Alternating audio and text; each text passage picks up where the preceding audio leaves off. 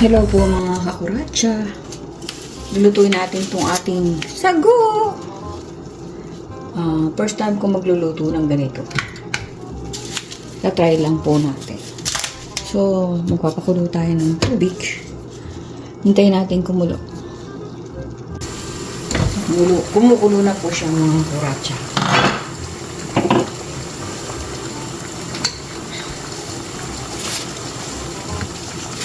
Nalagay natin ang ating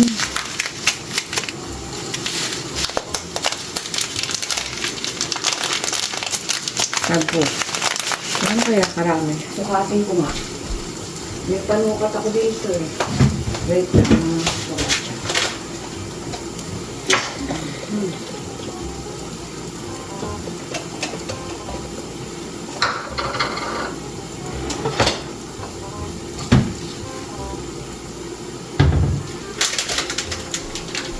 Hindi ko kasi alam kung tama itong ginagawa eh.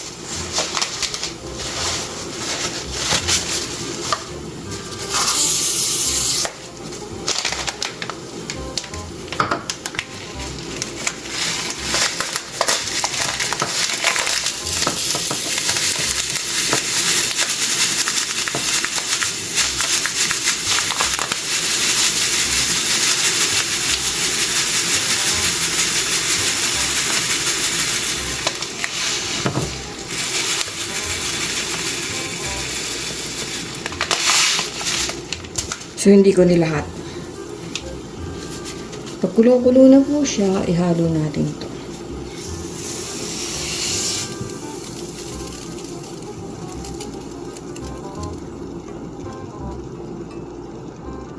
Bali, 1 cup of tapioca.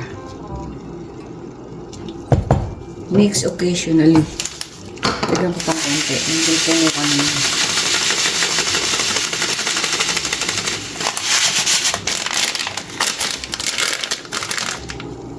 sayang. We will cook it for 8 to 10 minutes. So, 50 na mga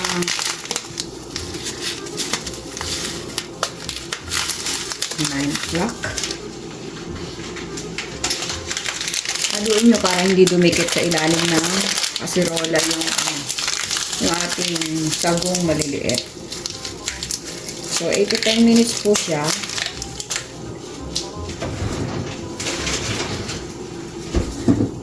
Stirring occasionally so it won't dikitize para hindi po dumikit sa kasirola.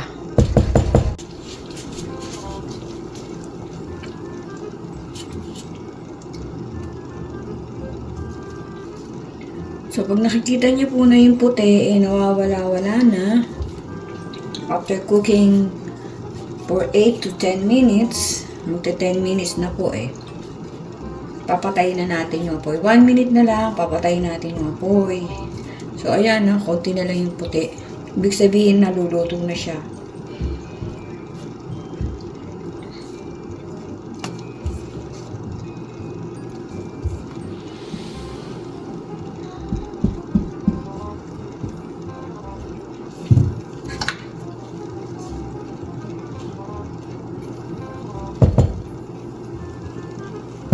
Tayin na natin apoy ay yung ating kalan.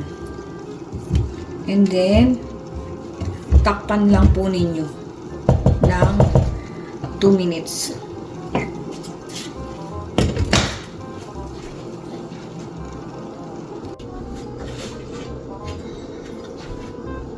So, ito na po yung ating sago.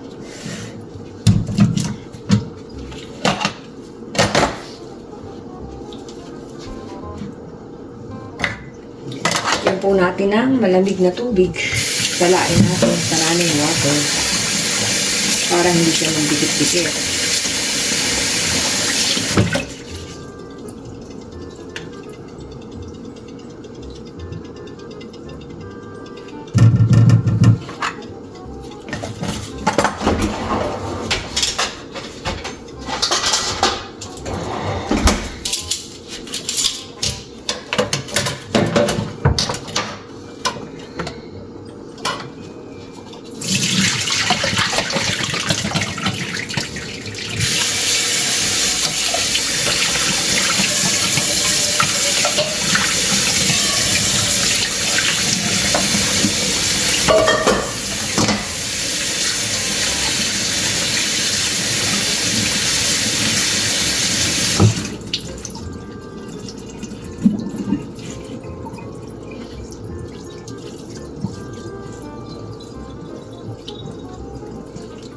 as you can see, wala na yung puti niya. It means luto na siya. Crystal, ano na siya, medyo parang crystal na, yung translucent, transparent. So, luto na yan. Set aside lang natin.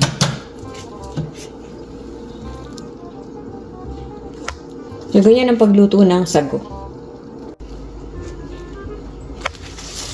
So, ito po ang ating mga gagamitin dito sa ating inventiones. Nasa natin maigi palagi. Shake, shake, shake.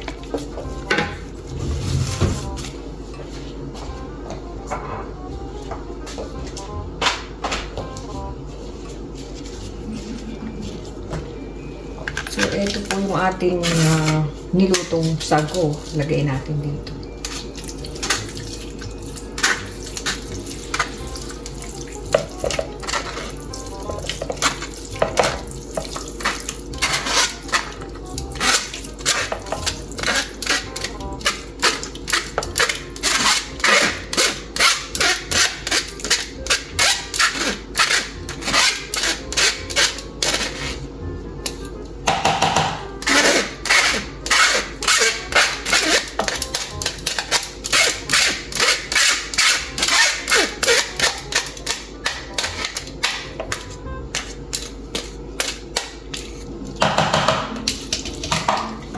Lalagay ko na to para hindi magdikit-dikit.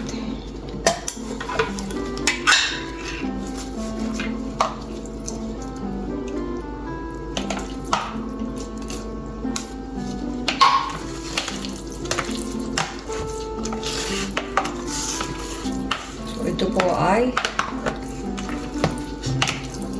Nestle cream tsaka yung niluto natin sago. Bumili rin ako nitong nata de coco. Sasalain din natin.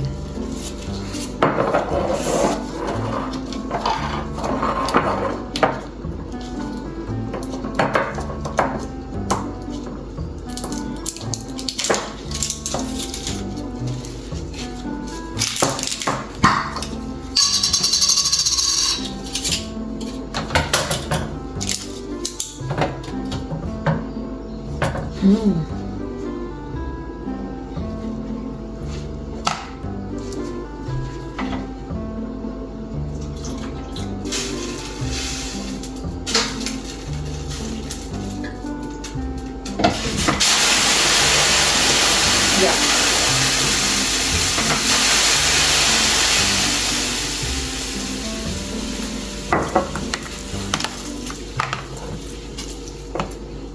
Lagyan natin ng konti. Ito.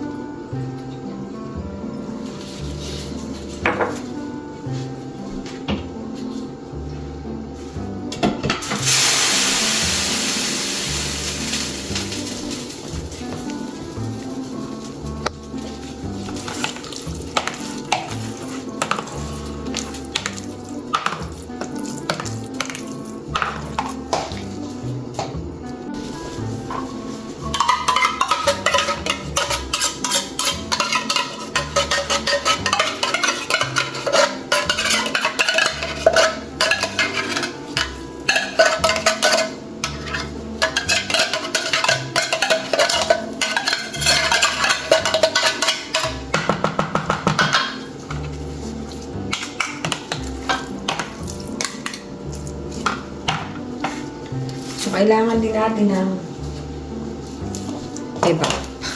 evap condense. Mali.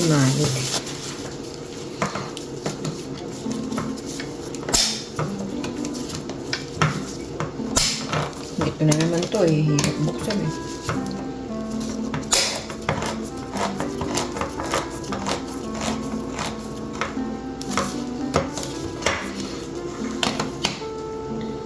Lagyan natin ng masyado mo.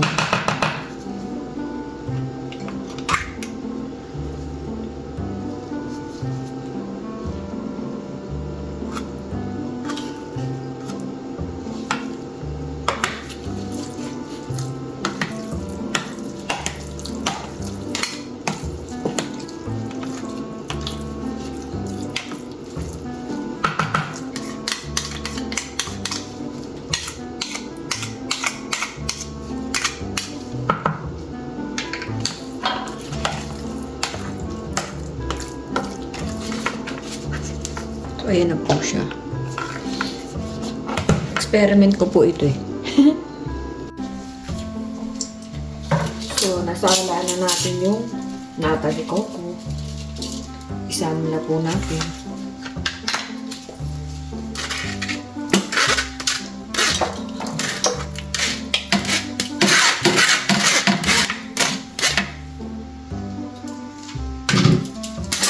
Iiwan pa isang sago.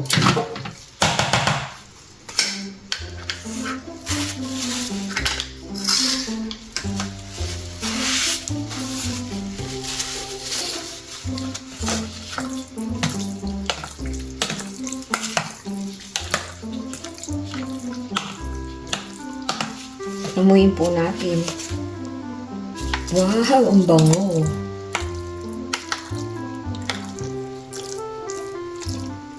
Tignan ko nga kung luto na yung sago. Perfect.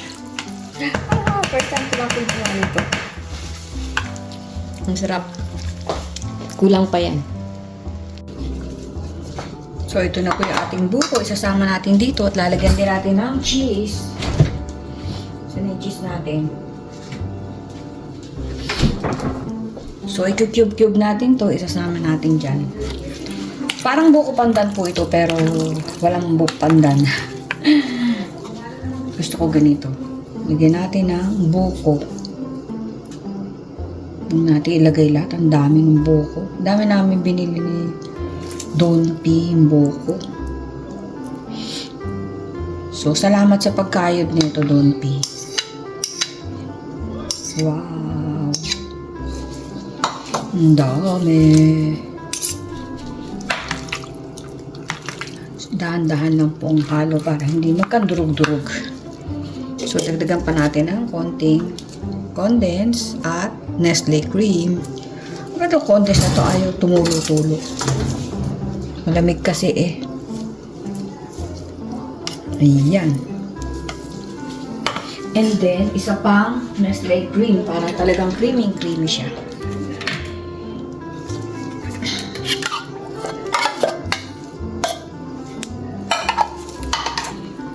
And then, yung cheese na lang ang kulang, i-slice natin tulad ng dati. And then, chill lang. Ito na po yung ating ewan ko anong tawag dito. Whatever. Buko salad, no. Buko pandan, na walang pandan. Buko nata de coco. So, ang sarap po niya. Natikman ko na. Hindi pa kumpleto yung sahog niya. Natikman ko na siya. So, ito yung ano natin dito. Assorti. Nasa ng ating variety. Hiwain ko muna yung mga keso bago natin isama ulit.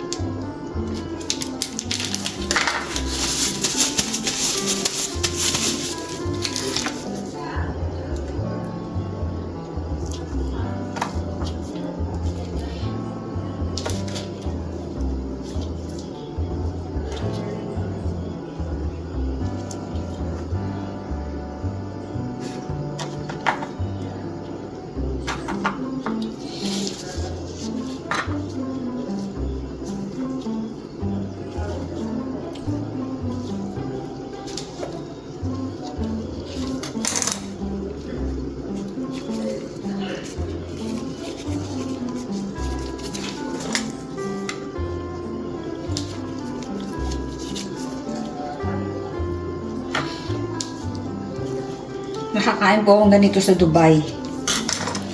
Murder yung anak ko. Pero ubi yun. Ubi ang kulay pero wala namang lasang ubi. Pero masarap po siya. Parang hindi siya nakakasawa. So, ginagawa ko siya ngayon.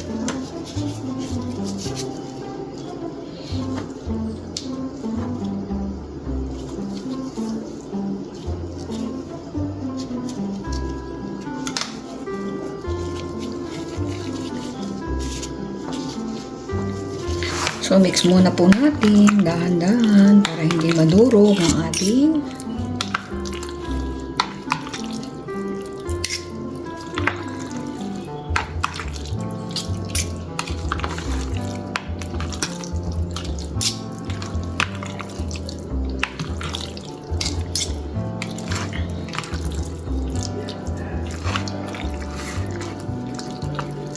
hindi lang po siya makulay pero malasa po siya. I promise. Natikman ko na kahit wala pang buko.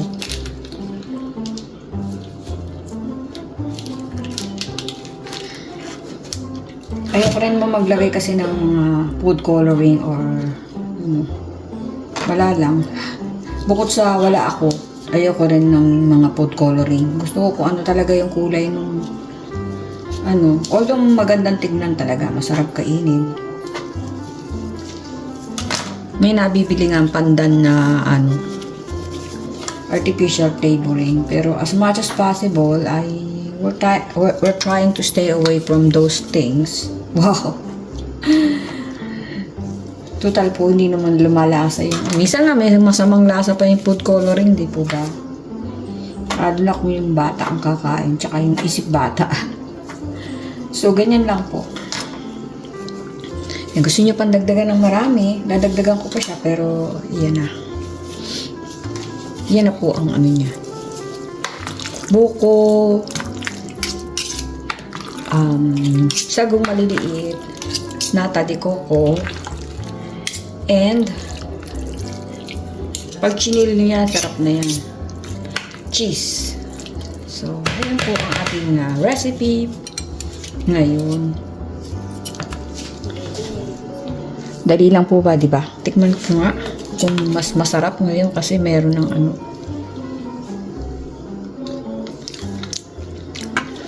sarap po.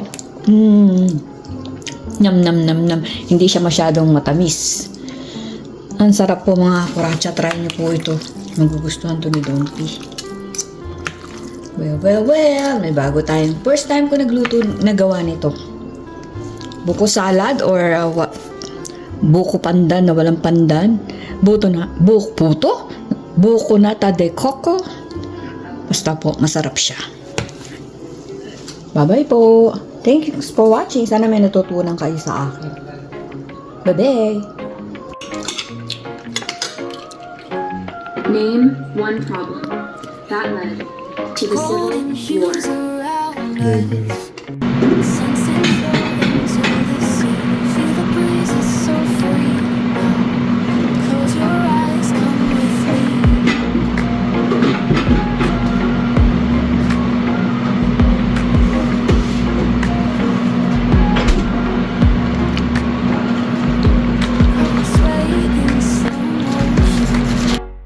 Stars are dancing in the sky. We ride